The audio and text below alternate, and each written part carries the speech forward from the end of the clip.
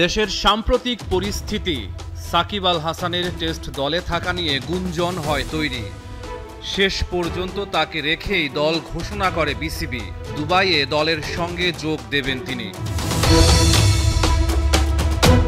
সাকিব খেলবেন কাপ্তান নাজমুল শান্তর জন্য বড় স্বস্তি। শান্ত চাইবেন আরও দুই সিনিয়র মুশফিকুর রহিম আর মুমিনুল হকের কেরামতি।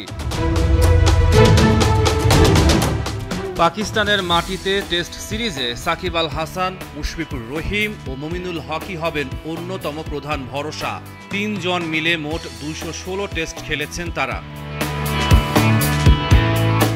প্রধান নির্বাচক তিন সিনিয়র ক্রিকেটারের কাছ থেকে বাড়তি কিছুই করছেন প্রত্যাশা।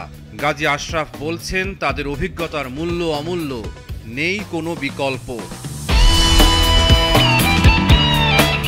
মুশফিক, সাকিব, মুমিনুল বর্তমানে বাংলাদেশের সেরাদের সেরা। ৫,৬৭৬ রান মুশফিকের অ্যাকাউন্টে। সাকিব আছেন ৪,৫০০-এর ঘরে। মুমিনুল ৪,০০০ রানের মাইল ফলকে। মুমিনুল হককে বলা হয় বাংলাদেশের টেস্ট বিশেষজ্ঞ। আন্তর্জাতিক ক্রিকেটে কেবল সাদা পোশাকেই দেখা যায় তাকে।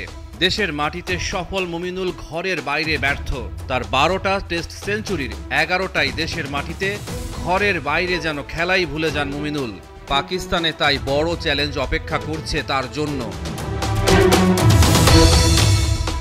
৭ বছর ধরে টেস্ট সেঞ্চুরি নাই সাকিব আল হাসানের ব্যাটে। তারকা অলরাউন্ডার কি এবার ম্যাজিক ফিগারের দেখা পাবে? সব শেষ সেঞ্চুরি করেছিলেন ২০১৭ সালে। পাকিস্তানের বিপক্ষে কেমন খেলেন তিন তারকা? সাকিবই এখানে সেরা। মেন ইন গ্রিনদের বিপক্ষে ওর ব্যাটিং এভারেজটা নজর টানা। একটা সেঞ্চুরিও আছে সাকিবের নামের পাশে।